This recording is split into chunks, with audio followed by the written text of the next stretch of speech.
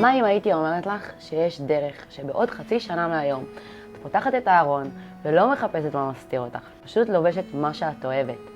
את יוצאת למסעדה בלי סטרס של מה אני אוכל ואיך זה יהרוס לי, נהנית מארוחת שישי, אוכלת קינוחים בלי להרגיש אשמה. גלילה, אנרגטית, חזקה, לא כי את בדיאטה, אלא כי מצאת דרך שמתאימה לחיים שלך באמת. כי יכול להיות שהבעיה היא בכלל לא שאת לא מצליחה לרדת במשקל, יכול להיות שהבעיה היא שאת לא מצליחה לשמור על זה.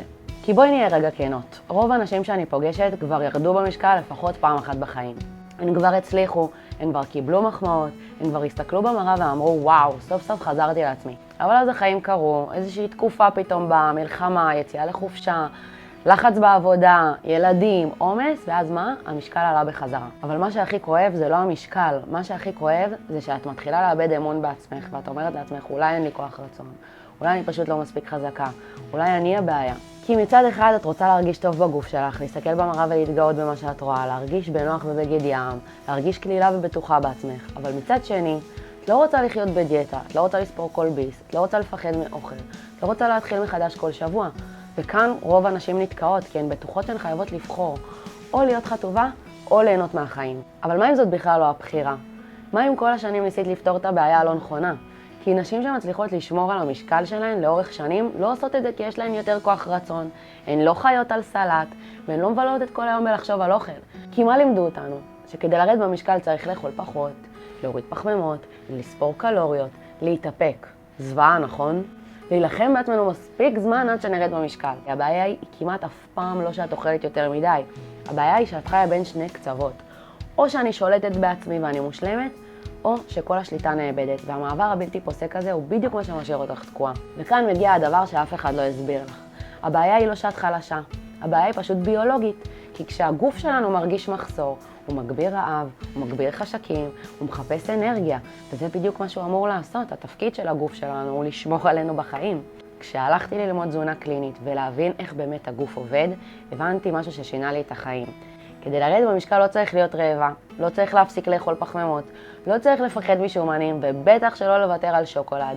כי כן, ירידה במשקל בסוף דורשת גירעון קלורי, אבל גירעון קלורי ממש לא חייב להרגיש כמו סבל. הגוף עדיין צריך לקבל את מה שהוא צריך. פחמימות, חלבונים, שומנים, סיבים, ויטמינים, מינרלים, נוזלים, לאכול מסודר, ואז את מרגישה שבעה, הגוף מתאזן, יש לו אנרגיה, את מרגישה מרוכזת יותר, ושהגוף מקבל את מה שהוא צריך.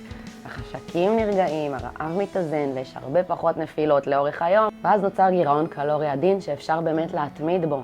וזה לא אומר להוריד פסטה או שוקולד, וזה לא אומר לחיות רק על קינוע, זה לאכול גם וגם. ככה הגוף והנפש שלנו מקבלים כל מה שהם צריכים, והמלחמה נפסקת והגוף יורד במשקל. שבו באמת הבנתי שמעולם לא הייתי צריכה לבחור בין להיות חטובה לבין ליהנות מהחיים. הייתי צריכה ללמוד איך לעשות את שניהם ביחד. ובגלל זה פיתחתי את השיטה קשובה לגוף, שבה נשים לומדות קודם כל להקשיב לעצמם. איך לבנות צלחת משביעה ולהקשיב לתחושת הרעב והשובע. איך ליהנות גם משוקולד בלי לאכול בכמויות שאת מתחרטת עליהם. איך לרדת במשקל בדרך שבאמת אפשר לחיות איתה, לא לחודש, לשנים קדימה. ואני יודעת שזה אפשרי כי גם אני הייתי שם. בגיל 16 עליתי במשקל והייתי בטוחה שהדרך לרדת פשוט לאכול פחות ולסתום את הפה. אז ספרתי קלוריות באובססיביות, הורדתי פחמימות, עשיתי שעות של אירובי ובאמת ירדתי. אבל אז עליתי הכל בחזרה, כי לא הצלחתי להחזיק את הקיצוניות הזאת. ורק כשהבנתי איך לעבוד עם הגוף שלי במקום נגדו, הצלחתי לרדת במשקל ובאמת להישאר שם. ומאז ב8 שנים האחרונות ליוויתי יותר מ500 נשים שעשו את התהליך של קשובה לגוף. אבל יש אישה אחת שאולי את כבר מכירה, סתיו. אני אוהבת לדבר דווקא עליה בגלל שהיא שוברת את כל התירוצים שרוב הנשים מספרות לעצמם. כי הרבה נשים מסתכלות עליה היום ואומרות ברור לה זה קל, אצלה זה גנים, אצלה זה כוח רצון. באמת, סתיו ממש לא נולדה ככה. גם לפני הלידות היא לא נראתה כמו שהיא נראית היום, והיא בטח לא ירדה 30 קילו בזכות הכוח רצון שלה. היא ירדה 30 קילו כי היא הפסיקה להילחם בעצמה, כי היא למדה איך להקשיב לגוף שלה, ואיך לשלב את האוכל שהיא אוהבת, ואיך ליהנות מארוחות משפחתיות, איך לאכול דברים טעימים בלי להרגיש אשמה. והדבר שאני הכי אוהבת, שהיא לא רק ירדה 30 קילו, היא שומרת על זה. ואם את עוקבת אחריה, את רואה את זה בעצמך. היא אוכלת, היא נהנית, היא חיה, ועדיין נשארת חטובה. כי זאת בדיוק הנקודה. המטרה היא לא להיות מושלמת, המטרה היא לבנות דרך שאפשר לחיות איתה. אז אם תוך כדי הסרטון הזה הרגשת שאני מדברת עלייך, ואם נמאס לך להילחם באוכל ואת רוצה להבין איך לרדת במשקל בדרך שבאמת אפשר להתמיד בה, אני מזמינה אותך למלא את השאלון שמתחת לסרטון ואני אבדוק אם התהליך באמת מתאים לך.